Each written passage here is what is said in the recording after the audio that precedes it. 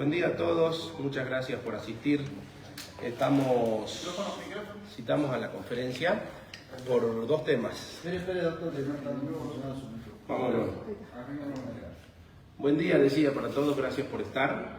La idea de esta conferencia ha sido poder informar, primero respecto de un caso que se ha mediatizado, ha salido cierta información, no ha sido del Ministerio Público de la acusación, aclarar en primer lugar eso, poder dar alguna de los detalles que se puedan dar, y segundo porque el caso Matías Jurado, que tanto tiempo estuvimos acá en conferencias y demás, ahora hemos tenido un descenso en la información porque bueno, justamente la celeridad que hubo en aquel momento llevó a que tengamos todo el bombardeo de información que fuimos teniendo, y de repente, bueno, ahora se amesetó, entramos en una instancia dentro de la investigación penal preparatoria en la cual no hay mucho más para decir, pero sí la idea es poder informar en ese sentido, qué resta, qué es lo que viene y cómo podemos seguir. Para empezar, el caso Kinderman, que es el que refiero que se ha filtrado cierta información, y vuelvo a aclarar, no ha sido por parte del Ministerio Público de la acusación.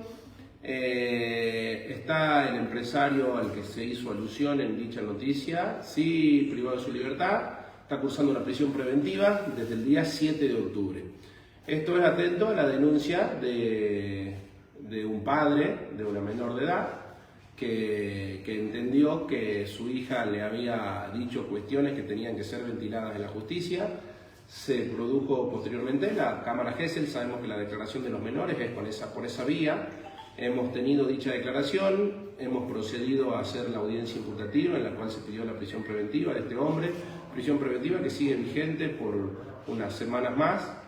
Quien es fiscal de la causa, hubieron dos fiscales, quien está ahora con la causa está ya cerca de hacer la acusación. Estamos con un delito o unos delitos que se han producido en el ámbito de la intimidad, como suele ser en este tipo de casos, que son los abusos. La evidencia está casi toda la recolección de ese caudal probatorio lo hemos tenido. Estamos con algún restante que es, por ejemplo, las cuestiones de los dispositivos electrónicos que ya tenemos en el Departamento de Informática Forense y que vamos a proceder, luego de, por supuesto, ya la orden del juez a aperturar y extraer los datos que puedan servir para la investigación. Básicamente eso es, en este caso. ¿Qué delitos se le endilgan al empresario? La calificación legal hasta este momento es la de abuso sexual gravemente ultrajante. Calificación que es provisoria y que puede cambiar antes de hacer lo que es el control de acusación previo a debate.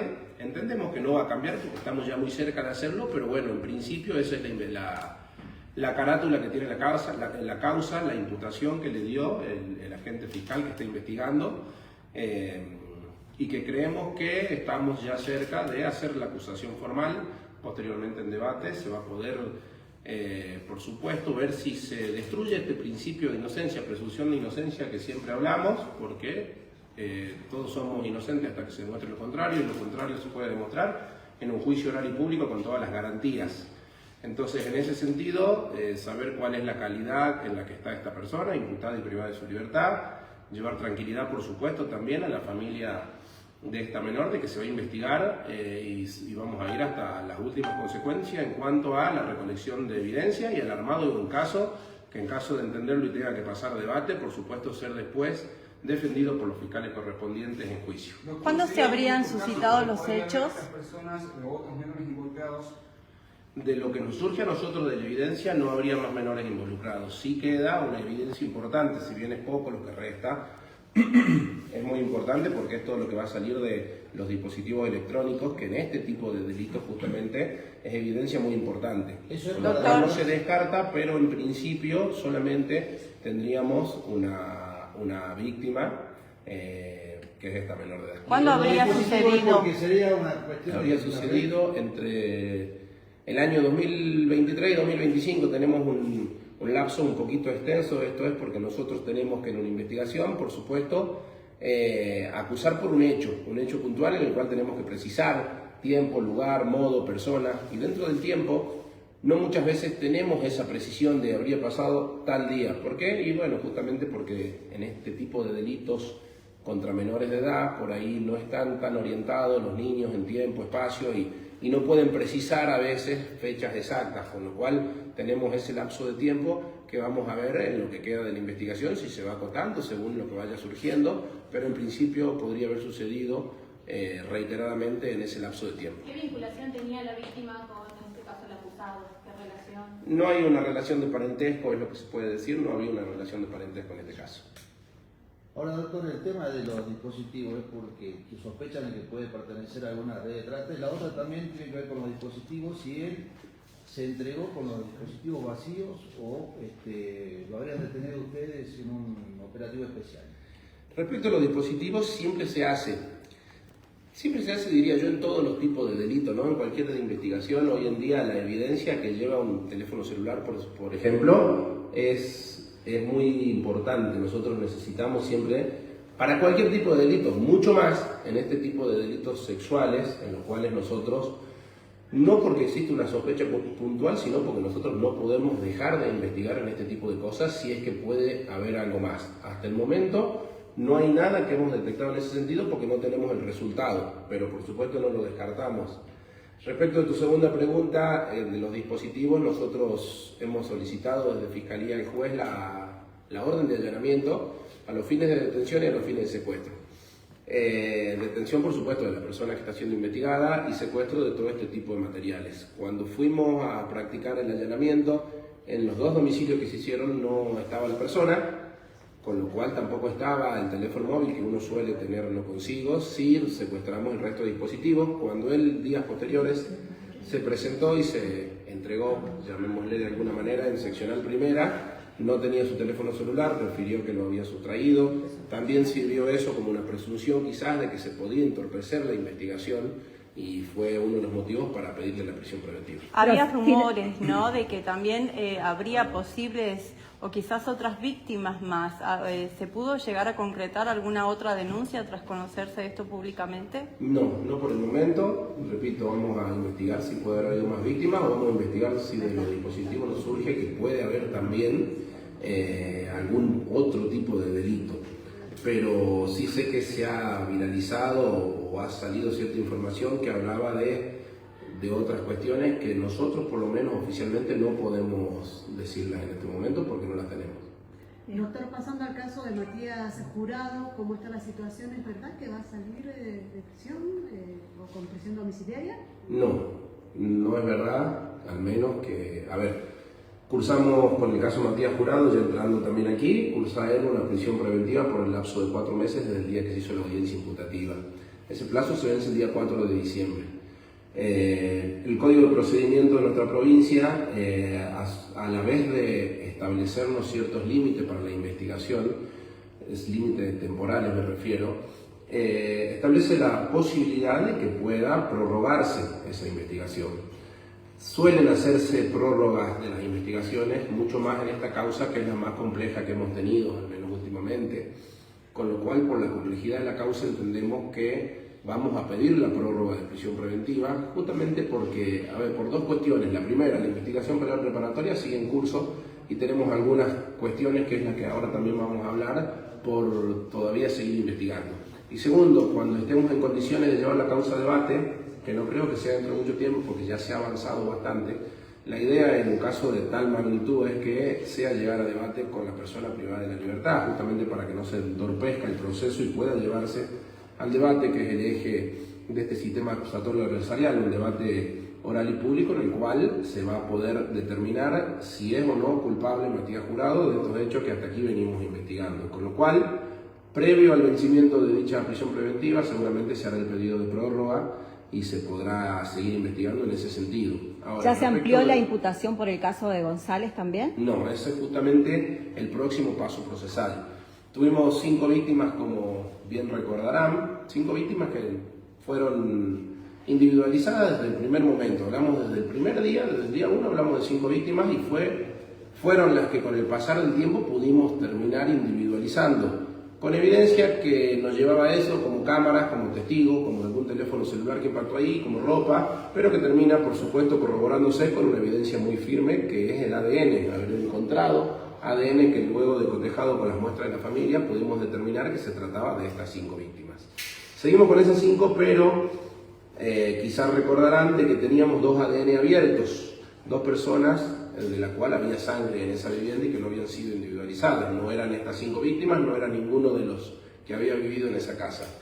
Sigue abierto y seguimos nosotros en tratativas de seguir recolectando muestras de familiares que entiendan que puede haber sido el familiar desaparecido, y aún por supuesto no ha habido, víctima de él.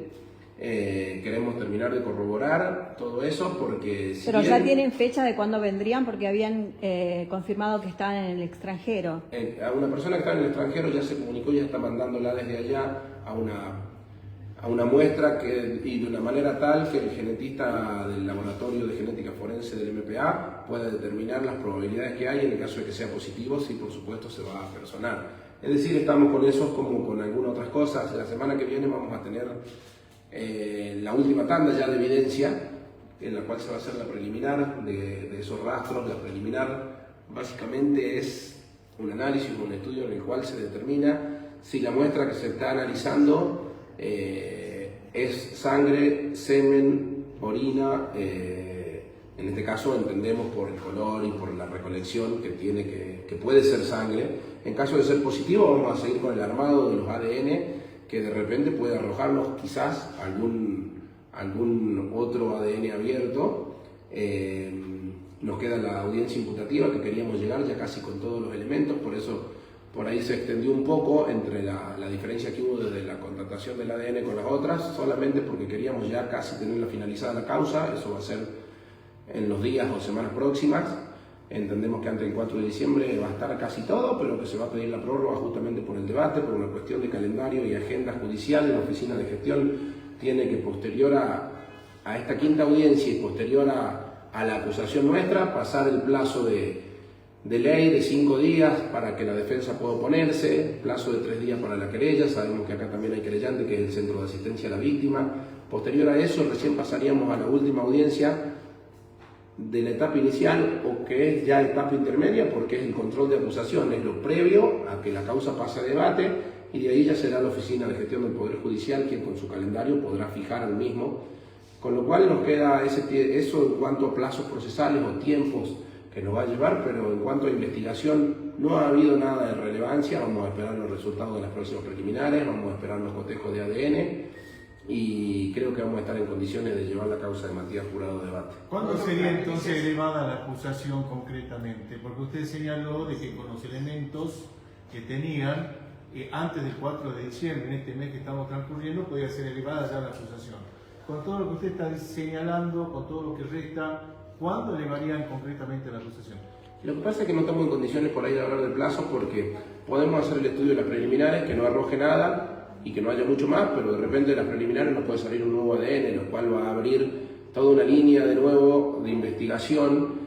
Puede surgir que alguno de los familiares que está dando las muestras dé positivo, y en el caso de dar positivo ya hablar de una 6ª víctima. En caso que eso pasara, tendríamos que también empezar a investigar por otro lado, es decir, hablar sería un poco apresurado decir va a ser o no antes del 4 de diciembre, porque la investigación puede ir para cualquier lado. Puede no haber nada más y concluir, o puede de repente salir una nueva víctima, salir nuevas preliminares. Se están analizando las últimas horas de cámaras, podría surgir algo nuevo de ahí. Yo lo que digo es que antes del 4 de diciembre sí vamos a pedir la audiencia de prórroga, porque tenemos que pedirla antes de esa fecha.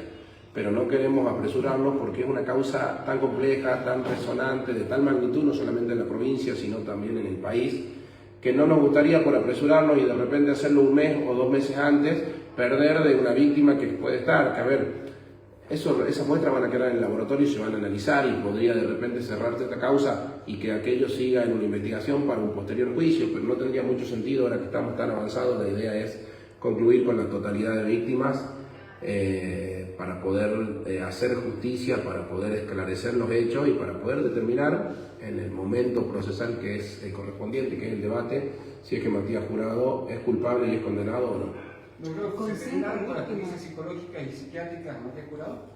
Se han finalizado ambas.